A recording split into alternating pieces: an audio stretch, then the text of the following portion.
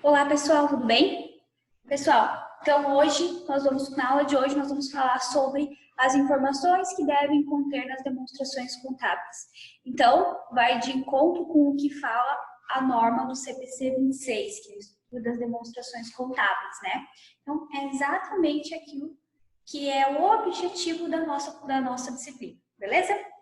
Então, eu vou compartilhar com vocês a tela, tá? O material, o nosso, os nossos slides e eu vou explicando para vocês cada conta. Aquelas contas que eu acredito que vocês não tenham tanta familiaridade, eu trouxe exemplos dessas contas e também a forma como é reconhecido isso na contabilidade. Então, a forma do lançamento dessas contas na contabilidade para a demonstração contábil, para que aquela forma realmente, aquela conta realmente esteja presente, ela esteja aparecendo nas nossas demonstrações contábeis. Então, hoje a gente vai falar do balanço patrimonial, tá bom? Então, deixa eu compartilhar aqui com vocês a tela. Compartilhei. Aí, deixa eu só colocar essa parte aqui em cima.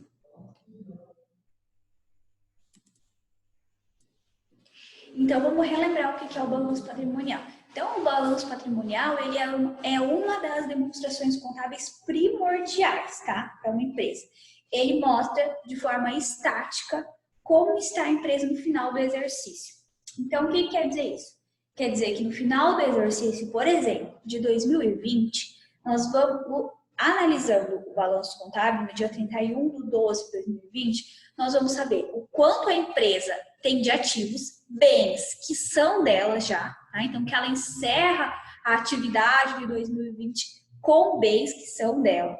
Quais são os direitos, tanto de contas a receber, como, por exemplo, de serviços que a empresa já pagou e ainda vão ser prestados para ela. Então, quais são os direitos da empresa? Ou quando a gente fala aí de impostos recuperáveis, que também são um direito. Eu acredito que vocês ainda não tenham se aprofundado nessa parte, mas nós vamos ver isso aí hoje, na estrutura das demonstrações contábeis, porque impostos recuperáveis é uma conta que está bem presente em empresas, principalmente em empresas um pouquinho de um porte maior, que são tributadas pelo presumido ou pelo lucro real. Então, tem essa situação de impostos recuperados. E o balanço patrimonial também vai mostrar para a gente outra situação, que é a situação das nossas obrigações a pagar, tanto a curto prazo. O que é a curto prazo, pessoal? Curto prazo é dentro do exercício de um ano, tá? Então, dentro de 12 meses. Quais são as obrigações a pagar que uma empresa tem em 12 meses, tá? E de longo prazo, que vão se estender aí mais de um ano. O que significa isso, pessoal? Geralmente, financiamento, empréstimos, dividendos a pagar, enfim, nesse sentido, tá? Outra coisa que é bem importante eu falar para vocês. Também nós vamos entender o que é o patrimônio líquido. A gente sabe que o patrimônio líquido, ele vem aí de uma equação que a gente fala que é o ativo menos o passivo que sobra é o patrimônio. Exatamente. O patrimônio, ele é composto por contas, sempre será composto por contas patrimoniais. O que são contas patrimoniais? Investimento de sócios e investimentos advindo do lucro da empresa, então as reservas de lucro da empresa, lucro ou prejuízo acumulado, enfim, nesse sentido. E também ajustes patrimoniais, tá? Então, essa é uma conta nova, relativamente nova, que a gente chama, que ela começou a ter vigor a partir de 2008, tá? Com a entrada do CPC, aí, criação do CPC, da Lei 11.638 de 2007. Então, a partir de 2008, essa conta ela começou a vigorar, né, na contabilidade, ajustes patrimoniais. O que significa ajuste patrimonial, pessoal? Ajuste patrimonial é quando nós temos um bem que ou ele sofre uma desvalorização maior do que a depreciação, e nós precisamos informar isso na nossa demonstração contábil, porque acontece muito da gente comprar um bem, por exemplo, um caminhão, um software, um computador.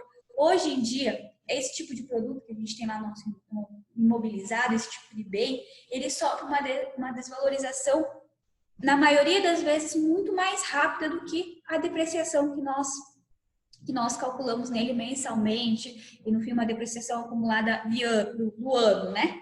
Por quê? Porque a gente compra aí um celular, vamos supor, ou um computador, hoje, amanhã já tem um software mais desenvolvido.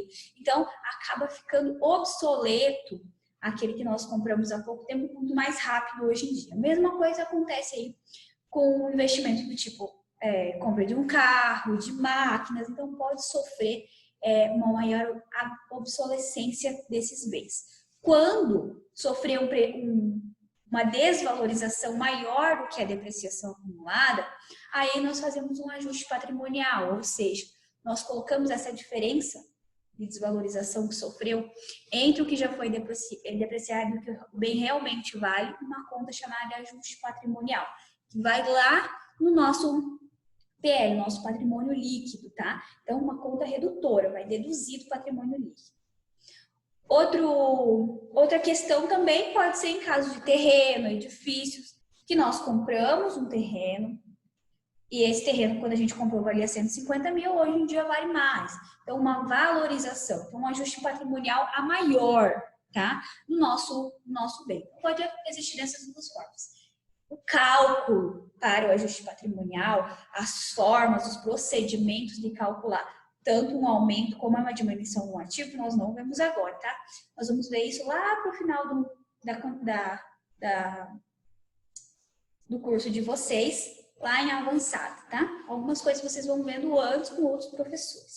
Então, o balanço patrimonial, ele mostra para o investidor, ele mostra para os sócios, mostra para outros stakeholders, ou seja, outros interessados, como é que finalizou o ano, né, ou o exercício de determinado ano. Então, 2019, 2020, 2021, enfim. Ou até retroativo, se eu quero fazer uma análise financeira, eu vou fazer geralmente uma análise utilizando mais de um ano, 2, 3, 4 anos, para ter uma noção do crescimento ou se a empresa está sofrendo alguma dificuldade econômica financeira, tá? Então, ele vai mostrar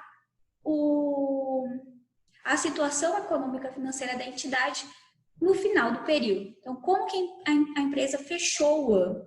Com ativos, mais ativo circulante, ou seja, mais dinheiro em caixa, mais coisas a receber, ou o valor do ativo dela está mais lá no imobilizado, só que o passivo está mais no passivo circulante. Então, isso a gente pode entender que falta liquidez, ou que tem bastante liquidez, a empresa tem dinheiro em caixa, consegue ter um alto giro do seu negócio, tá? Então, nesse sentido. Então, relembrando.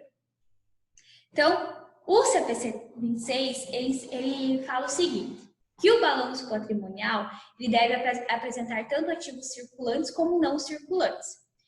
E passivo circulante como não circulante. Como que a gente classifica um ativo circulante? Como que eu olho para uma conta, ou eu olho para algum fato que aconteceu na minha empresa e falo, essa conta aqui, eu vou criar essa conta no meu plano de contas, eu vou utilizar uma conta do ativo circulante ou do ativo não circulante. Como que eu decido isso? Como que eu vejo se é uma conta do ativo ou não, né? Do ativo não circulante. Então, olhem só os critérios aí para essa situação, tá? Da gente definir o que é um ativo circulante. Então, ele espera que seja realizado dentro de um exercício, tá? Então, o que é dentro do exercício? Dentro do prazo de 365 dias, dentro do prazo de 12 meses. Então, se eu comprei alguma coisa, ou se eu, por exemplo, se eu vendi um bem da minha empresa, eu vendi uma mercadoria da minha empresa e eu vendi a prazo, se essa venda a prazo foi para pagamento durante 6 meses, isso vai ser um direito meu a receber, né? Um direito que vai no meu ativo circulante. Agora, se eu tiver feito uma venda a prazo que dure 24 meses para pagar, ela vai lá no meu contas a receber do ativo não circulante, né? Outra coisa, espera que seja realizado ou pretende-se que seja vendido ou consumido no decurso normal do ciclo operacional da entidade. O que é o decurso normal e o ciclo operacional da entidade? O prazo do exercício de 365 dias, né? Então, 12 meses. Então, o que é isso, pessoal? Isso é estoque, geralmente, de mercadoria. Isso é caixa, que é aquele movimento que eu tenho em caixa. Isso é aplicações financeiras que ficam correndo juros, né? Recebendo juros mensalmente. Isso é também contas a receber, impostos a recuperar. Então, é tudo aquilo que eu estou utilizando mensalmente. Eu estou utilizando no ciclo operacional da empresa. O ciclo operacional da minha empresa é todos os dias, é mensal. Ele é sempre durante uma competência, então está sempre sendo movimentado. Então, aí eu sei que eu tenho um ativo circulante. Então, eu vou fazer sempre esse tipo de análise. O caixa, por exemplo, é uma coisa que eu movimento sempre. O estoque é uma coisa que eu movimento sempre.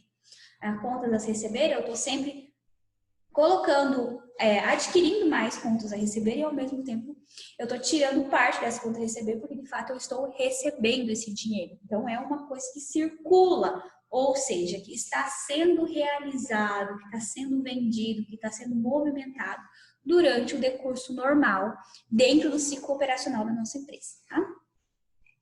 Está mantido essencialmente com o propósito de ser negociado. O que é ser negociado?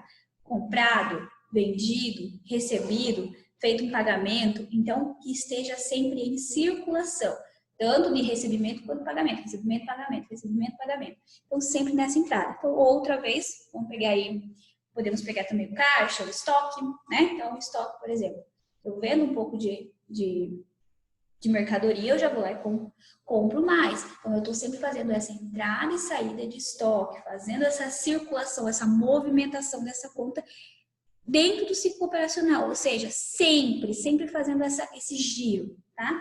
Então, espera que seja realizado em todos os meses e todos os demais ativos, eles devem ser classificados como não circulante. Então, vamos lá. O carro, uma máquina, seja utilizado para gerar benefícios futuros, ele é utilizado para desenvolver o serviço da empresa ou é utilizado para desenvolver o produto que a empresa vende. Isso não está sendo movimentado sempre, pô. Está sendo movimentado, mas ele não é gerado de fato um valor negociável com aquele bem. Então, a gente sabe que é a máquina que produz aquele bem. Porém, o que vai mexer, o bem que vai sair por meio daquela máquina, que vai mexer monetariamente nele, vai ser estoque, vai ser contas a receber, vai ser caixa, pagamento de custo, recebimento de venda, enfim. Contas a receber, recebimento de contas, adquirindo mais clientes a pagar, a receber, desculpa. Então, a máquina em si, ela não tem uma movimentação. A máquina, ela fica parada, proporcionando que se gere essas movimentações do ativo circulante. Então, por isso que a máquina, ela é um ativo não circulante, ela é um imobilizado. Porque ela em si, a máquina em si, ela não é comprada e vendida, comprada e vendida, comprada e vendida. Tá? Se fosse esse o caso, por exemplo, a empresa daí teria uma atividade diferente. A empresa vende máquinas, né? Então, vende materiais operacionais para uma empresa. Então, essa máquina ia passar a ser o estoque da empresa. Tá? Então, por isso que nós temos que fazer essa distinção dessa situação. Passivo. Passivo é o passivo circulante, ele vai se dar na mesma situação que o ativo circulante. Mas vamos aí falar dos critérios estabelecidos pelo CPC 26. Bem certinho, conceituar isso aí para vocês. Espera que seja liquidado durante o ciclo operacional normal da entidade. O que é esperar que seja liquidado dentro do ciclo operacional da entidade, falando em passivos a curto prazo? Nós estamos falando o seguinte, passivo circulante, nós estamos falando de fornecedores que ele tem aquele mesmo vínculo que o estoque. O estoque, eu estou sempre comprando e vendendo, comprando e vendendo. A mesma situação que eu compro e vendo no estoque está acontecendo com o meu fornecedor de estoque. Aquela pessoa que vende para mim. Então, se eu compro à vista, eu não vou ter a compra de estoque. Mas empresas geralmente compram aí tanto à vista, tanto a prazo, né? Então, o fornecedor ele está vinculado diretamente com a nossa conta de estoque. Então, eu faço pagamento do meu fornecedor, de repente eu adquiro uma conta, pagar com o meu fornecedor, e isso é um ciclo constante, porque é o que faz movimentar. O fornecedor é aquele que vende o estoque da minha empresa, então é aquele que vende o material que faz movimentar, faz girar a atividade comercial da minha empresa, então faz girar todo o desenvolvimento econômico e financeiro da minha empresa. Então ele é aí um passivo a ser negociado que acontece dentro do ciclo operacional. Então acontece todo mês, toda a competência que a gente fala, tá? Então outra coisa, funcionários, impostos não é uma coisa que a gente paga sempre durante a competência. Lembra o que é a competência? É um mês. A gente desenvolve o serviço durante o mês, paga na próxima competência. Então, ela é dentro desta competência, dentro do mês. Então, sempre toda a competência, ou seja, todo mês, eu vou ter aí colaboradores a pagar, empregados a pagar, impostos a pagar, tanto sobre lucro, tanto sobre venda, tanto sobre a parte social. O que é social? Os nossos empregados, INSS, FGTS, IRRF, enfim, nesse sentido, tá? Outra situação que nós podemos citar aqui, empréstimos de curto prazo, ou então juros de financiamento, tá? Então, juros, cada mês, ele vai sendo recalculado, ele vai sendo contabilizado aí no empréstimo que nós fizemos. Então, é uma coisa que nós pagamos mensalmente, tá? Por competência. Tá? Pessoal, qualquer coisa, se vocês tiverem dúvida quando eu falo em competência, que eu acredito que vocês já tenham isso mais claro, que vocês já estão fazendo um pouquinho de lançamento, lembrem-se que a competência, ela está vinculada ao mês, tá? Então, a nossa empresa, ela trabalha de 1º a 30, vamos dizer, né? 1º a 30 de junho. Então, isso é o mês, tá? O mês que é a competência de 6 de 2020, referente àquele mês que a gente trabalhou. Só que só faz o pagamento no início do próximo mês, referente à competência do mês 6. Então, vai fazer o pagamento no mês de julho, referente à competência do mês 6. Sempre assim que é trabalhada a nossa contabilidade. Então, nós sempre vamos pagar no próximo mês a competência do mês anterior, que foi a que foi desenvolvido o trabalho. Tá? Então, isso, vamos ver o que mais nós temos dentro do passivo circulante. Fornecedores, salários, aluguel, luz, água, telefone, despesas administrativas em geral, né? A gente chama de despesas ou taxas com manutenção de empresas, despesas ou taxas de materiais de serviço, material de escritório. Então, tudo aquilo que nós movimentamos todos os meses, nós precisamos adquirir, nós precisamos comprar para que a nossa atividade continue circulando aí como um todo, tá? Então, vamos colocar aí um escritório de contabilidade, tá? Uma contabilidade e um escritório de contabilidade. Então, o que nós vamos ter aí? Material de escritório é uma coisa que nós vamos ter todos os meses. O que é isso? Folha, 4, manutenção aí de computador, de escritório, sistema de contabilidade, tanto contabilidade fiscal quanto RH, outras coisas que nós vamos ter. Material de escritório com toner, né? Que são coisas que a gente usa sempre, impressora, essas coisas. Então, isso são custos, são despesas que um escritório de contabilidade tem mensalmente. Então, é sempre essa a visão que nós vamos fazer. O que é que a minha empresa tem de gastos? Né? Quais são os gastos fixos? Quais são os gastos mensais que a minha empresa tem? Esses gastos, eles vão ser alocados lá no meu passivo circulante. Então, continuando. Está mantido essencialmente para fim de ser negociado, ou seja, de ser liquidado ou de ser negociado. Eu sempre falo, pessoal, para os meus alunos, que o nosso passivo circulante, o nosso passivo não circulante, ele é uma forma de capital de terceiros para a gente. Porque ao invés, os nossos fornecedores, os nossos funcionários, eles financiam parte da nossa empresa, ou seja, eles nos proporcionam o material, o fornecimento de um estoque, para a gente vender durante o período, para no final daquele período, no início do próximo período, quando a gente tiver recebido, ter feito girar o nosso negócio, a gente recebe aquele valor monetário. Então, ele nos financia até que a gente faça circular o nosso serviço, circular o nosso trabalho, para receber daquele serviço, daquele material, né? Então, ele está sempre nos financiando. Então, é sempre alguma coisa que... Então, quando a gente fala a ser negociado, é tanto da compra, né? De adquirir esse financiamento a curto prazo com o nosso capital de terceiro e também o pagamento mensal dessas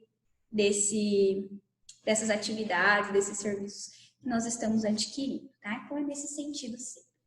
Então, também deve ser liquidado no prazo de 12 meses para ser ativo circulante e a entidade não tem direito incondicional de diferir a liquidação do passivo durante pelo menos 12 meses após a data do balanço, tá?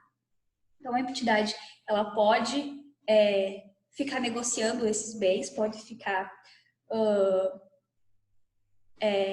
com contas a pagar, dívidas a pagar, durante todo o prazo de 12 meses para ela estar no circulante. Ela não tem a necessidade de pagar isso antes, tá? Então, é nesse sentido. Ativos circulantes, então, quais são as contas do ativo circulante? Caixa e equivalente de caixa são uma conta do ativo circulante que está dentro da conta que a gente chama do grupo, né? Então, a gente tem um grupo ativo circulante. Dentro da conta disponíveis, que é aquele valor que eu tenho de imediato na minha empresa, estão o que é mais líquido, caixa e o equivalente de caixa. Então, é aquilo que eu tenho mais fácil em mão, que eu tenho o dinheiro ali a hora que eu precisar. Então, tem mais liquidez. Caixa, então, como vocês sabem, compreendem aí os numerários em espécies. Então, o dinheiro que eu tenho no bolso, o dinheiro que eu tenho na minha carteira, o dinheiro que eu tenho no meu cofre, no meu caixa, enfim. E bancos, depósitos bancários, dinheiro que eu tenho na minha conta corrente. Seguido disso, nós temos os equivalentes de caixa, que a gente já falou isso em outra, nós já falamos um pouco disso em outra aula, então eu não vou me aprofundar muito nisso aqui, porque a gente já viu o equivalente de caixa, tá? Então, aplicação financeira de curto prazo, de alta liquidez, o que é isso? É quando eu faço uma aplicação financeira, tanto aí em tesouro, né, nacional, que eu faço em algum tipo de carta governamental ou privada, só que eu posso fazer o resgate a hora que eu quiser. Então, vamos supor aí que ano passado nós tínhamos um dinheiro sobrando no nosso caixa, nós fizemos uma aplicação financeira no Tesouro Direto, né? Tá? Então, vamos supor que nós fizemos lá uma aplicação financeira. Esse ano, com a situação que nós estamos vivendo, plena pandemia, nós podemos resgatar esse dinheiro tranquilamente, sem uma oscilação muito grande, tanto de ganho quanto de perda desse dinheiro que nós colocamos nessa aplicação financeira.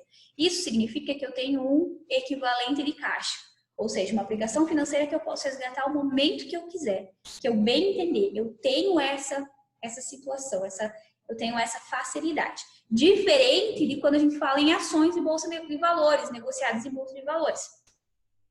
Porque quando eu tenho uma ação que eu comprei, um lote de ação, eu estou com essa ação lá na bolsa de valores. Quando eu colocar ela para vender, eu dependo de quê? Eu dependo de um comprador e depois toda a burocracia até que esse dinheiro caia na minha conta de fato, tá? Então ela não é um disponível, ela não é um equivalente de caixa, porque eu dependo de outra pessoa adquirir aquele lote de ação para que eu tenha o dinheiro. Quando eu dependo de outra pessoa adquirir, ela não é disponível, ela não está disponível para mim, porque pode ser que demore, ou pode ser também que eu sofra uma desvalorização muito grande desse dinheiro. Então, quando a gente fala em equivalente de caixa, são valores que estão aplicados em aplicações financeiras, enfim, mas que não sofrem que não sofrem aí uma diferença de valor muito grande da aplicação que eu fiz porque eu estou resgatando, tá? Então, quanto para mais, quanto para menos, precisa ser um valor mais sutil, não um valor muito maior de valorização ou de desvalorização, como acontece muito na bolsa de valores. Por isso, não é um disponível, tá? Os equivalentes de caixa eles são mantidos para atender compromissos de caixa de curto prazo, e não investimentos com outro propósito.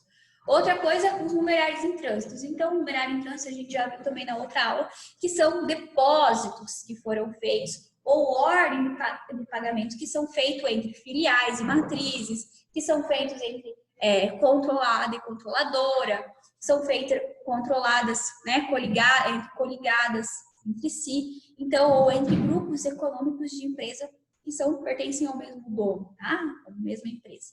Então, aí nós temos os numerários em trânsito. Então, eu fiz um depósito para vocês, estava devendo para a empresa de vocês aí um valor X, e eu fiz um depósito para vocês. Esse dinheiro provavelmente não vai cair hoje, mas ele já está em trânsito, ele já é um equivalente de caixa, porque vocês vão receber ele de forma, em até 2 dias úteis. Então, de forma disponível, esse dinheiro já vai estar para vocês. Então, é isso aí. Então, os exemplos: dinheiro em caixa, dinheiro em conta corrente, aplicações em título de renda fixa e numerários em trânsito. Então, aqui eu fiz um exemplo para vocês de um exemplo de aplicação financeira. Como eu faço o lançamento da aplicação financeira no momento que eu vou aplicar esse dinheiro. Depois, como eu faço o recebimento desses rendimentos financeiros devido à aplicação. E se eu precisar resgatar, de que forma que vai ser esse resgate. Então, pessoal, bem fácil. Uma lógica bem simples aí para nós contadores. No momento da aplicação, que eu vou retirar o dinheiro do caixa ou do banco e colocar na renda fixa, eu vou fazer o seguinte lançamento.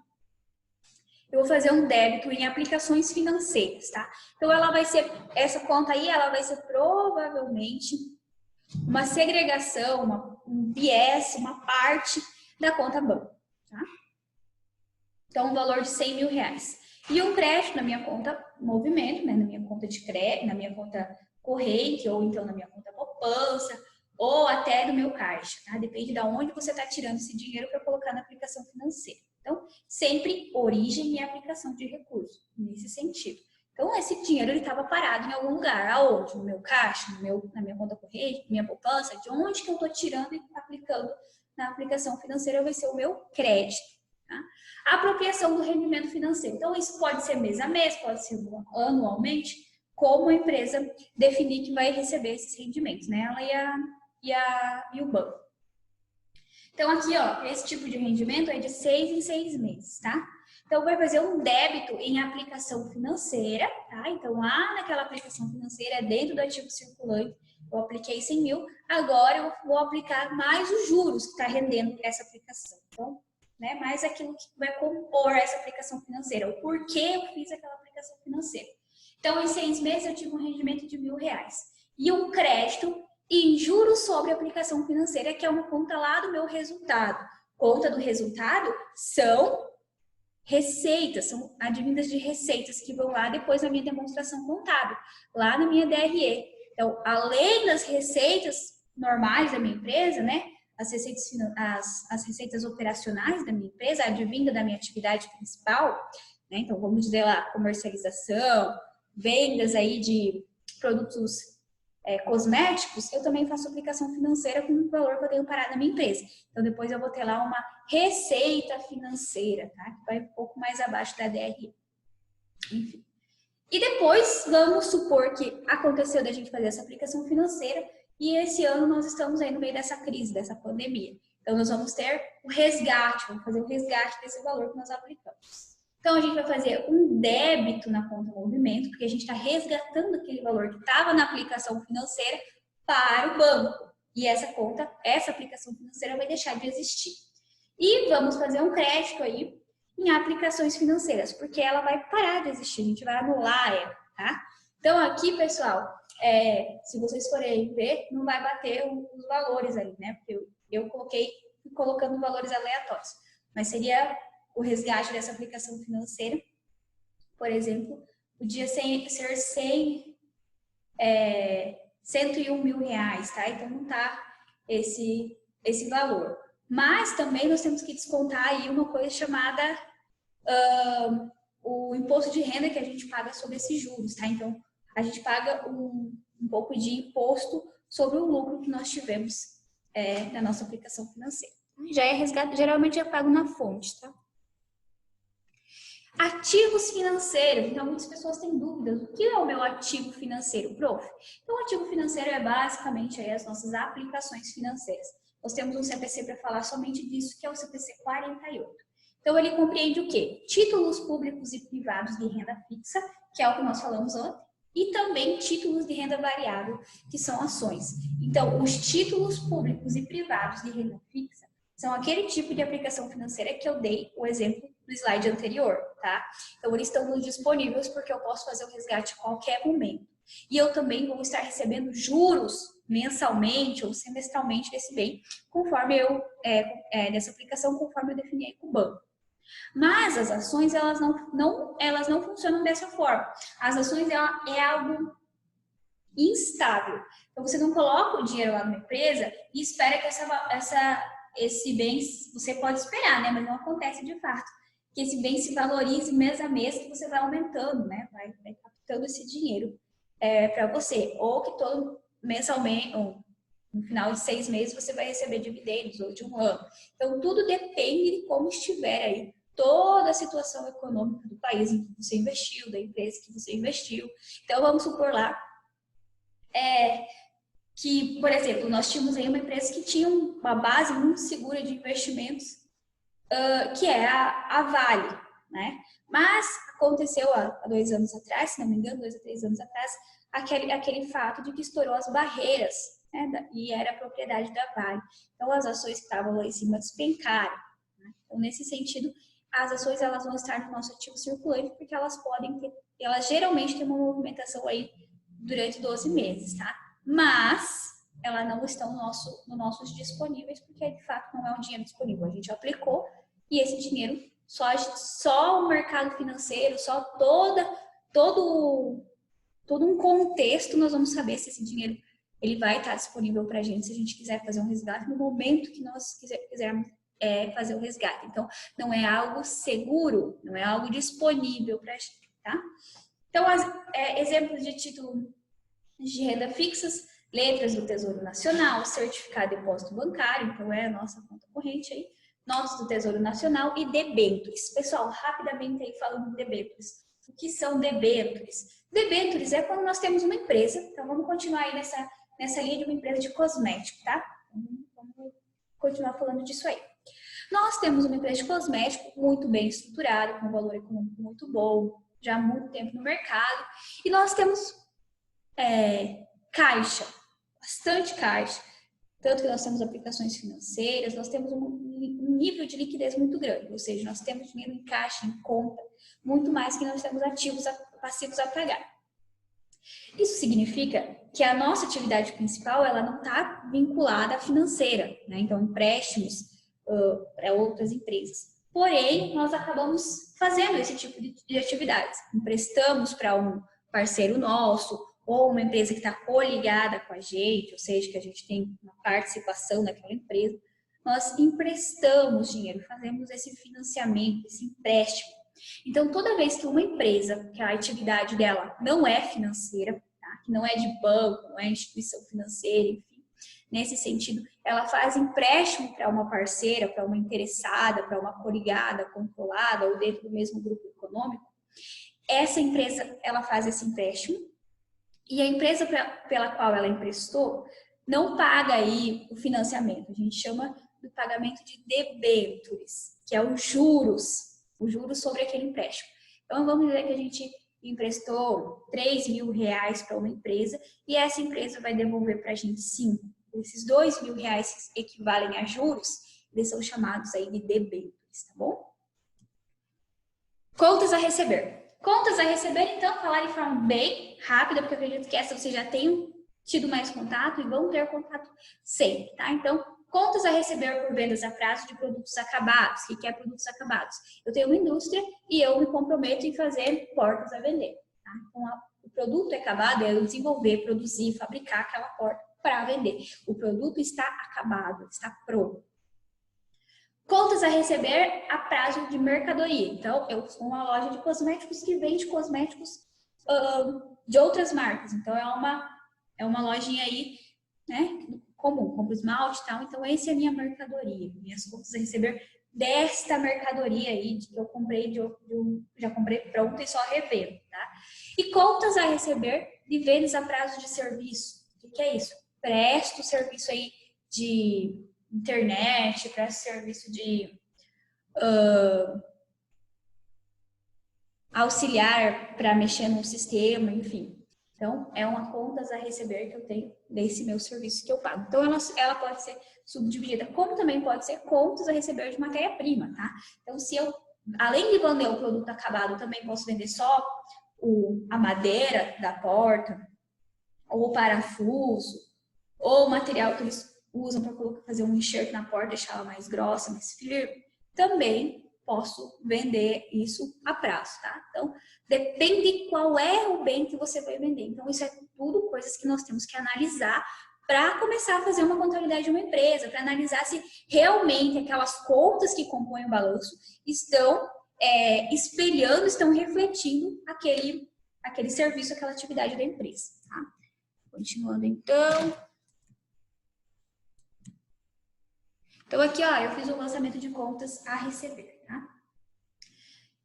Empresa Contabilidade CIA registra a venda no valor de 15 mil a prazo, cujo CMV é de 6.500, tá? Então, 15 mil é o valor pelo qual ela vendeu a mercadoria. 6.500 refere-se ao valor que ela pagou daquela mercadoria quando ela comprou do seu fornecedor.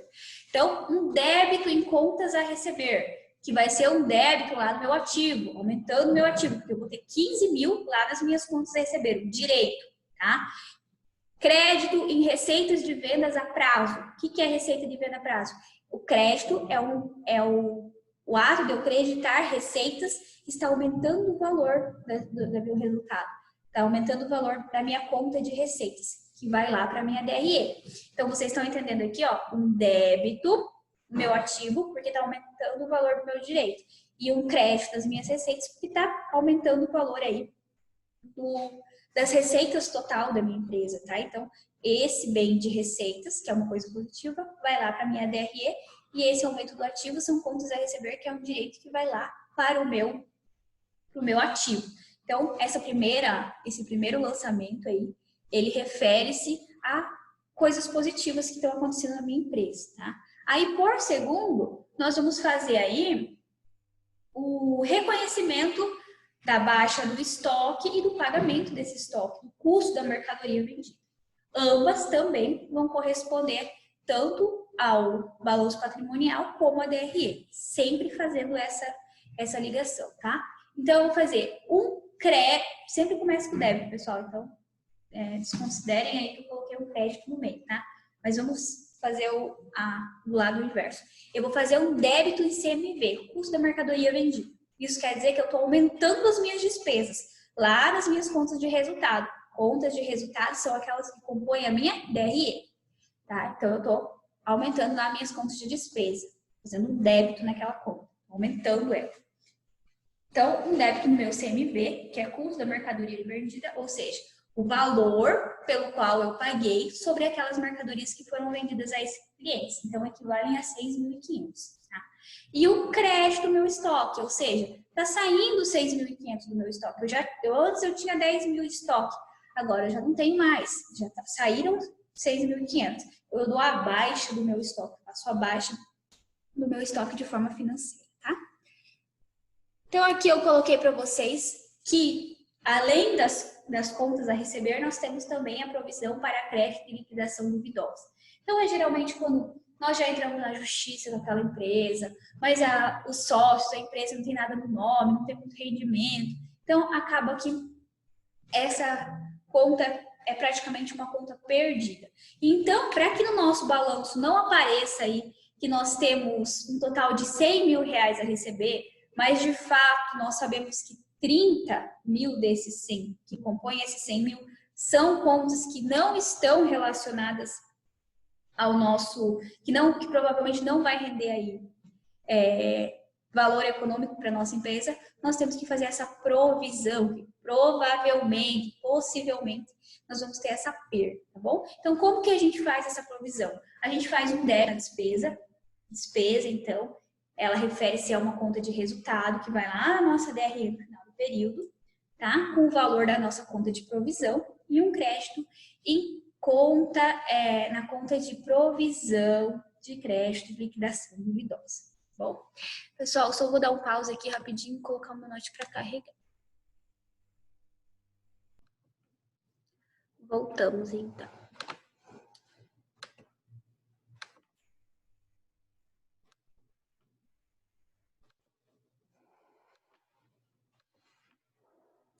Então, falando disso, estoque.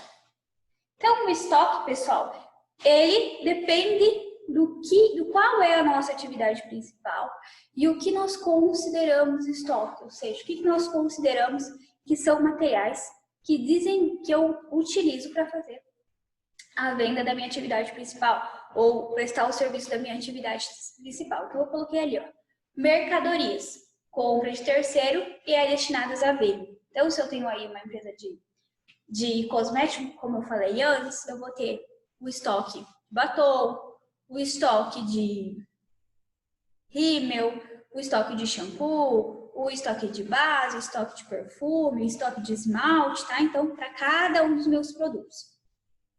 De produtos acabados produzidos pela entidade. Então, falando no novo das portas. Então, eu vou ter lá o estoque das minhas portas, cada um do tipo. Da madeira de P, da madeira disso, outra porta de PVC, outra porta de vidro. Então, eu vou ter um estoque para cada um desses meus produtos acabados que eu fabriquei na minha empresa e que estão prontos para vender, para sair. Outros que estão com produtos de fabricação. Então, vamos supor que eu tenho uma empresa aí, essa empresa de portas. Um primeiro faz o recorte da porta, outro faz, não sei como é que fala, a partezinha do lado, lá que vai colocar na porta. Então, cada uma dessas partes que estão sendo fabricadas, até a parte da pintura, que é o final, que é a última parte do processo para a gente ter um produto acabado, nós vamos ir lançando no nosso estoque, tá? Então, eu tenho um tanto lá de porta só cortada, outro tanto de portas que já estão com o furinho lá certinho para depois colocar a maçaneta, enfim, tá? Então, nesse sentido. E o estoque de matéria-prima. Então, aquilo que eu preciso, a minha matéria-prima que eu preciso para produzir o meu produto, beleza? Então, aqui eu vou falar para vocês dos tipos de custos que nós temos no nosso estoque. Então, o custo de aquisição, que é o valor pelo qual nós vamos pagar pela mercadoria.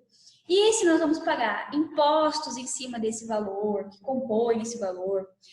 Outra coisa, se nós vamos pagar aí transporte desse valor, seguro, enfim, nesse sentido, todos os custos desse estoque, eles precisam estar aparecendo, eles precisam compor esse valor, para que depois na nossa formação do preço de venda, nós não tenhamos um prejuízo e colocamos só o valor do estoque em si mesmo, né? O valor que a gente pagou no produto, sendo que tem custos de aquisição dentro que vão compor esse estoque, tá?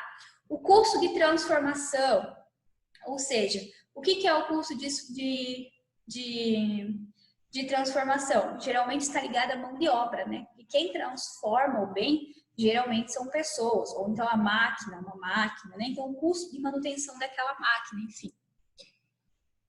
Impostos recuperáveis. Chegamos aí numa parte que eu não sei se vocês já mexeram, se vocês estão mexendo bastante.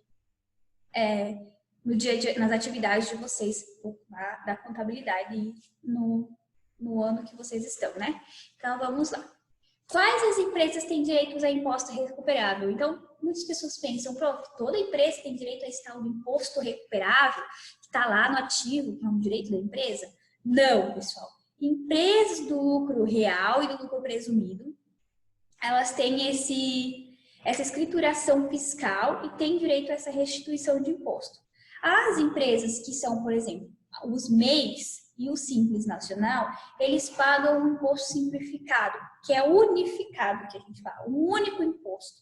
Então, eles não têm essa, vamos dizer assim, essa maior carga tributária, não precisa pagar geralmente imposto na compra, tá? Paga somente sobre o lucro, somente sobre as receitas de venda, tá?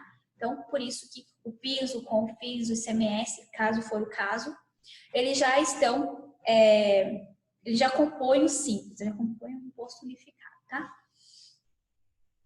Portanto, então, empresas do Nacional, o Simples Nacional, eles não têm essa restituição de imposto geralmente, tá? Geralmente.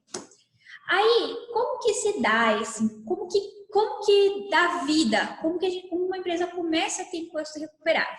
Então, toda vez que a gente falar aí de empresas que estão no lucro real ou no lucro presumido, e que, por exemplo, vendem produtos, tanto no Paraná quanto fora do Paraná, fazem esse transporte de produtos, vendem mercadoria, enfim, a gente tem um imposto que chama ICMS, sobre circulação de bens e serviços, né?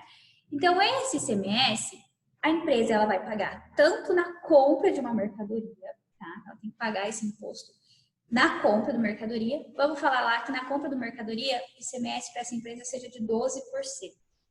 E na hora da venda, nós temos um ICMS que vai ser pago de 18%.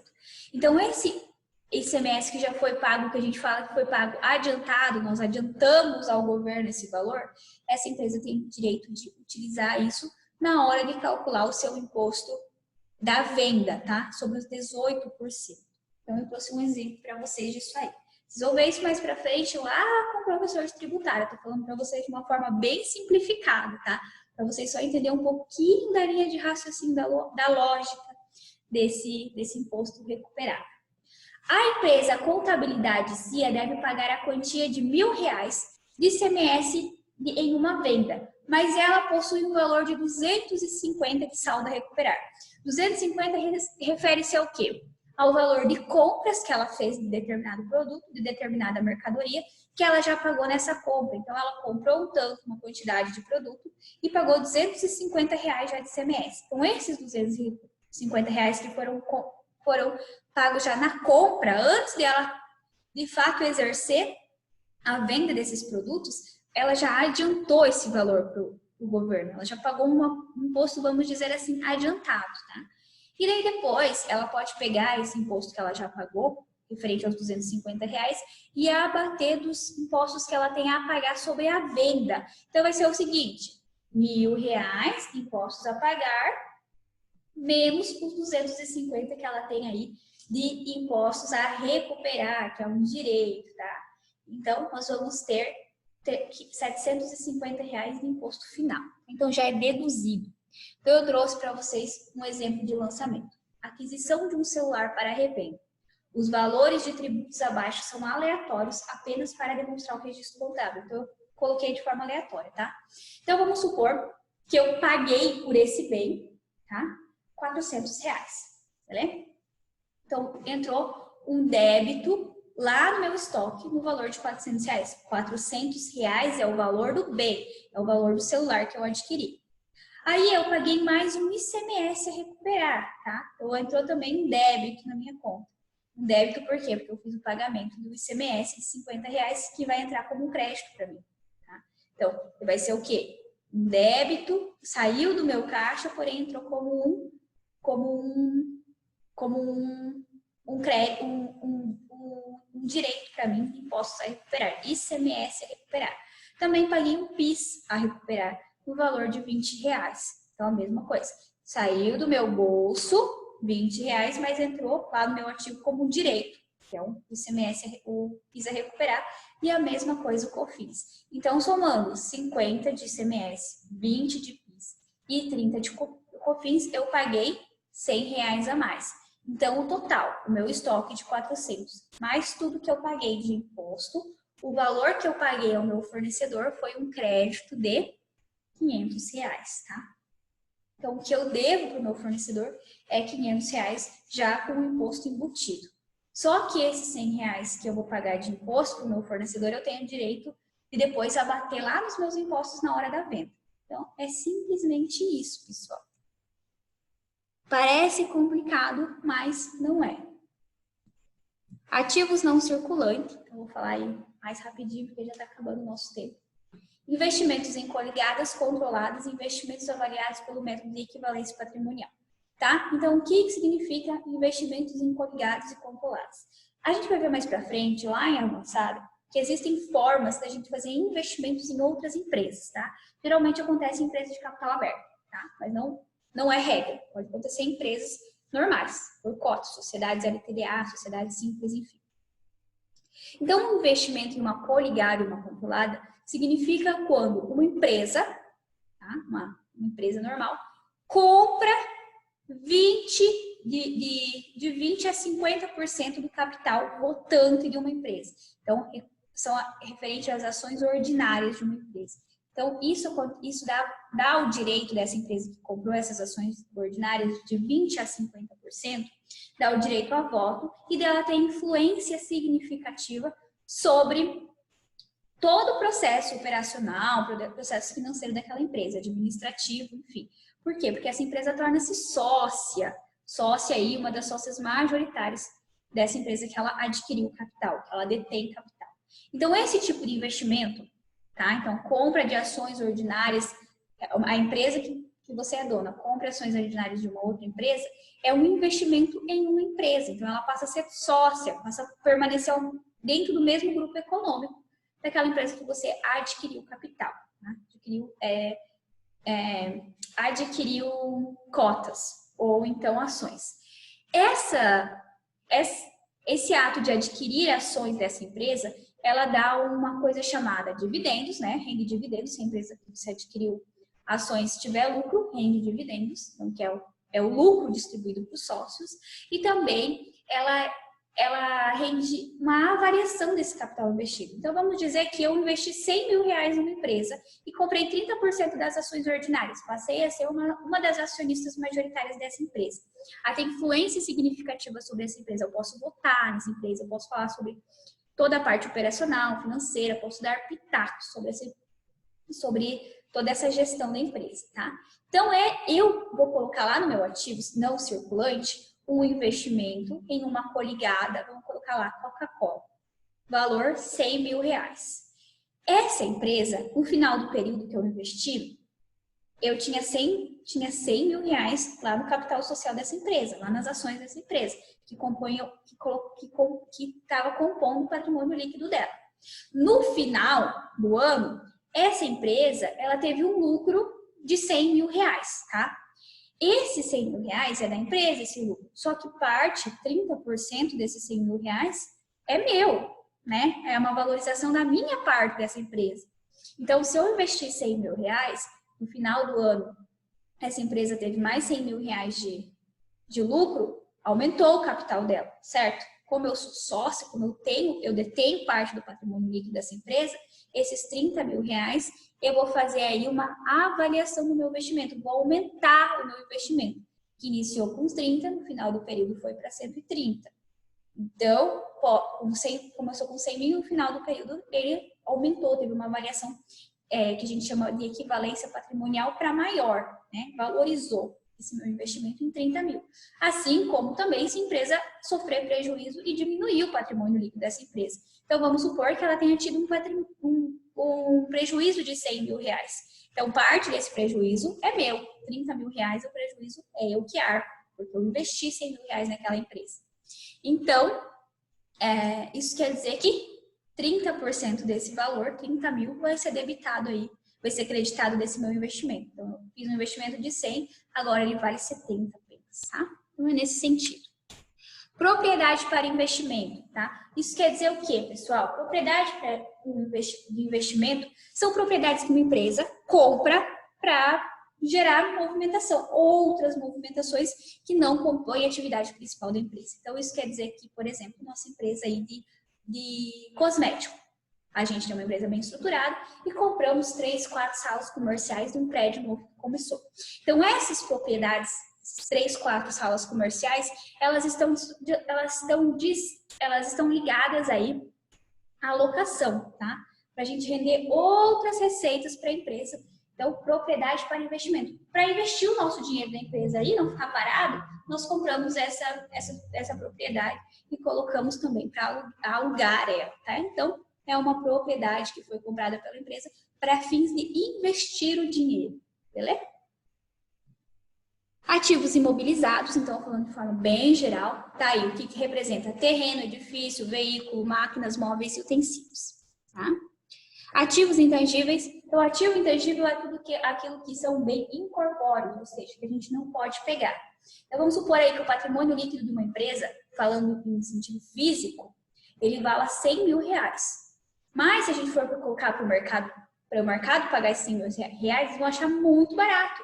Por quê? Porque essa empresa já está institucionalizada, essa empresa já tem cartela de clientes, essa empresa já tem crédito em bancos, créditos com fornecedores, ela consegue fazer aquisição de bem muito rápido, com juros bons, porque ela já está institucionalizada, ela já tem valor de mercado, tá? Então ela já está valorizada na sociedade na qual ela está inserida.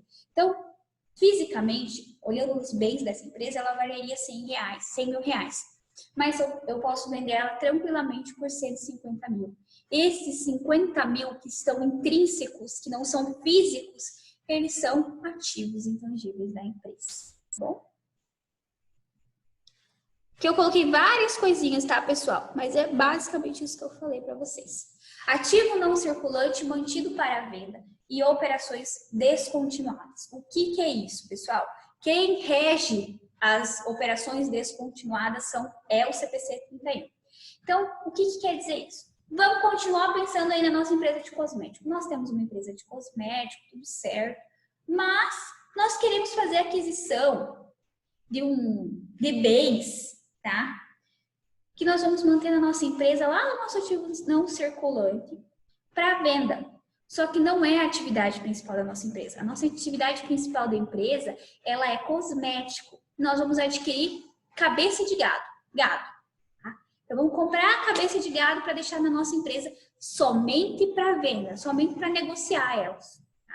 Então, a gente compra e faz a venda e a compra desses bens. A gente mantém esses, sei lá, 50 cabeças de gados para vender. O que é isso? Isso é uma operação descontinuada. É uma forma de a gente conseguir receita.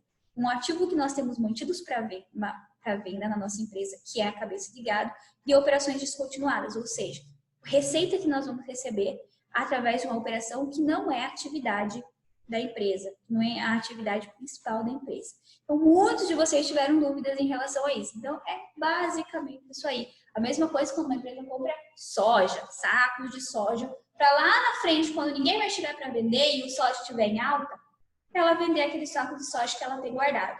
Por quê? Porque não é a principal operação dela. Então, ela pode pegar aquele ativo, comprar e deixar na empresa dela para venda e vender só daqui, sei lá, 3, 4 meses esse bem.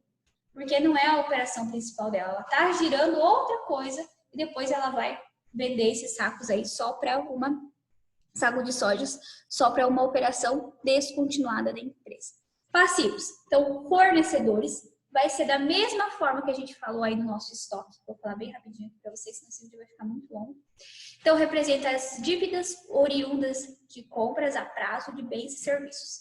Então, como a gente já viu, fornecedor, ele pode ser do país ou estrangeiro, tá? Não tem quem compra do Paraguai, quem compra da China. Então, pode ser, não importa. Eu posso ter o fornecedor aqui do Brasil como de fora, tá?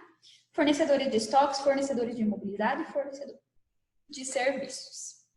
Ah, uma coisa bem importante. O nosso estoque ele é sempre feito pelo valor nominal. O valor que a gente pagou pelo bem, colocando já às vezes transporte, colocando às vezes já impostos, depende de como for a situação aí da compra daquele estoque.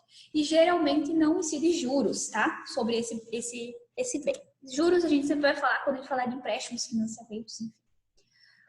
Empréstimos. Então, empréstimos é quando a gente pega um capital de terceiros, geralmente oriundos aí de bancos. Então, quando a gente fala de capital de recursos junto ao banco, nós estamos nos referindo a uma normatização que já tem todos os procedimentos, como fazer regulamentação, como fazer a contabilização da entrada desse empréstimo, da pagamento dos juros, depois da quitação desse empréstimo, da baixa desse empréstimo mensalmente, anualmente, enfim.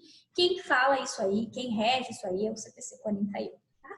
Então, empréstimos, ele pode ser a curto prazo e a longo prazo. Geralmente, nós vamos ter uma contabilização da seguinte forma. Quando da captação do empréstimo, a entidade vai debitar a conta corrente. Por quê? Porque esse dinheiro geralmente vai entrar no banco. Liberou o empréstimo, o banco vai debitar lá na conta da empresa. Então, vai entrar um valor.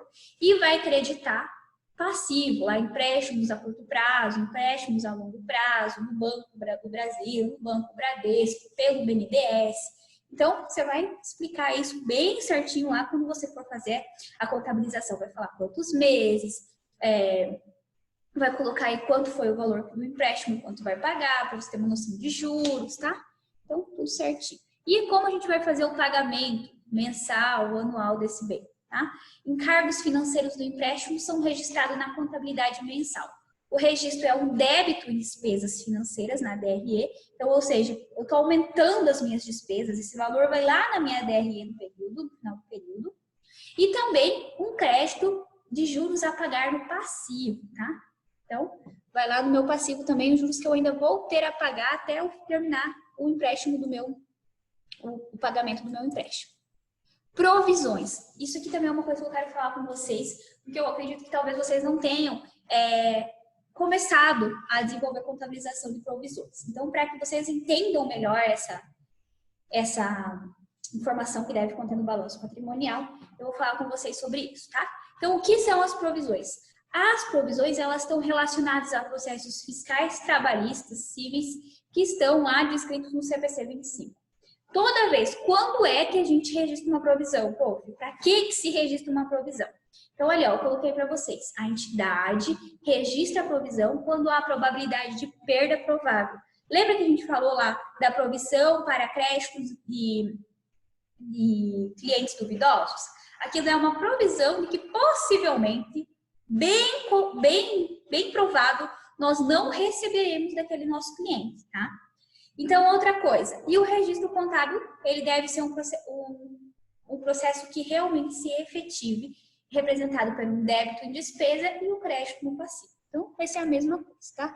Então, aqui, ó, a provisão. Para que a gente faz provisão geralmente?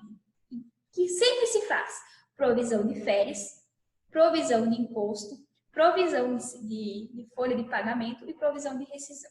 Então, é uma provisão de que haverá essa despesa. É uma provisão de que haverá esse passivo lá na frente.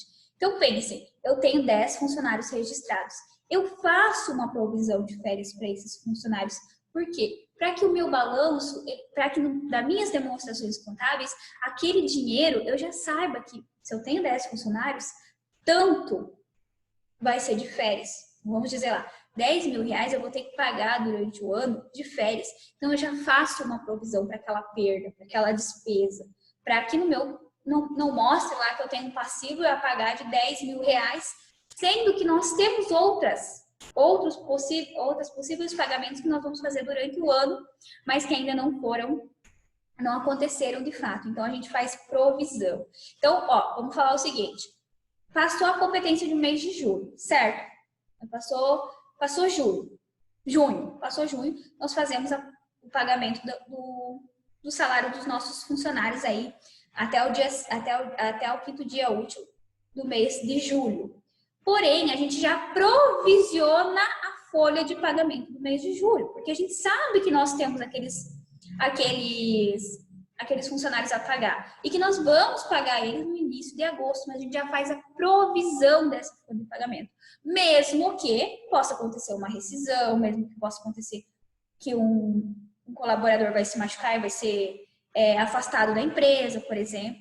Então, a gente faz provisões para futuras despesas que possivelmente, praticamente com certeza, vão acontecer na nossa empresa, para que a gente não deixe de registrar esse passivo que nós temos a pagar.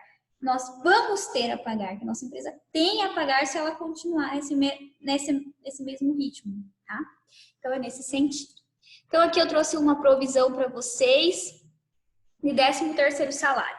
Então, como que a gente faz essa provisão? A gente faz um débito em 13º salário lá nos nossos custos, nas nossas despesas, e faz um crédito lá no nosso passivo. Então, a gente está aumentando tanto nossas despesas como o nosso passivo quando a gente registra uma provisão. Depois, nós vamos fazer uma provisão também para os impostos, tá? Então, o imposto aí, os encargos sobre o 13º salário, também um débito no meu custo e um crédito no meu passivo. Aí depois, como que a gente faz o registro contábil da baixa dessa provisão? Quando acontecer, de fato, esse pagamento desse bem, tá? Dessa provisão, dessa despesa aí. A gente vai fazer um débito lá no passivo, quê? Porque a gente vai zerar. A gente antes tinha um crédito e agora a gente faz um débito no nosso passivo. Zera a provisão. E faz um crédito em 13º salário, que é de fato um valor que nós vamos pagar, que nós pagamos aí de passivo, tá? E daí nós fazemos também um débito na provisão de encargo do 10º salário e um crédito no INSS e no FGTS, que são os encargos sobre folha de pagamento, sobre 13º, enfim, tá? Patrimônio líquido, pessoal, últimos slides aí, tá? No PL, são contabilizados principalmente recursos investidos pelos sócios e também lucros retidos aí da nossa empresa. Então, o patrimônio líquido ele é composto por contas que indicam o investimento do sócio e também o alto investimento que a empresa tem, lucro ou então alto prejuízo, o prejuízo da empresa, tá? Então, o PL é composto principalmente por seguintes grupos de conta: capital social, que é valor integralizado pelo sócio; reserva de capital, significa que os sócios eles investiram R$80 mil na empresa. Só que desses 80 mil, 60 eles aplicaram nas atividades e 20 eles deixaram de reserva. Isso significa o quê? Que hoje, essa empresa que está passando por uma crise aí devido à pandemia, eles têm dinheiro reservado, investimento que eles deixaram reservado para uma futura crise, para ser resiliente, para ter dinheiro para conseguir se reinventar durante a crise, tá? Então, é a reserva do capital, ou seja, um tanto de valor que nós não movimentamos, nós não aplicamos em outras atividades, compra de estoque, pagamento de aluguel, capital de giro, enfim. Ajuste de avaliação patrimonial. Foi aquilo que eu falei com vocês lá na frente. Quando um bem ele sofre uma desvalorização maior que a depreciação, ou então quando ele sofre uma valorização. Então, nós vamos colocar aí nessa conta de ajuste patrimonial, tá? Geralmente acontece com bens do imobilizado, tá? Reserva de lucro é o mesmo sistemático que a reserva de capital. A empresa teve um tanto de lucro, tanto ela distribuiu e tanto ela investiu em uma outra coisa, reinvestiu na empresa. Mas a reserva é um valor que ela deixou reservado para outros investimentos que ela queira fazer mais para frente, enfim. Ações em tesouraria. Ações em tesouraria é quando uma empresa de capital aberto abre ações para vender no mercado de capital. Só que ela vai e adquire as suas próprias ações. Um tanto dessas ações ela mesma adquire. Então, quando a empresa adquire suas próprias ações, nós chamamos de ações em tesouraria, tá? É uma conta redutora do patrimônio líquido. E lucros e prejuízos acumulados, que é aquela conta que a gente conhece. Deu lucro lá na nossa DRE, manda lá para o nosso balanço lá no patrimônio líquido, tá?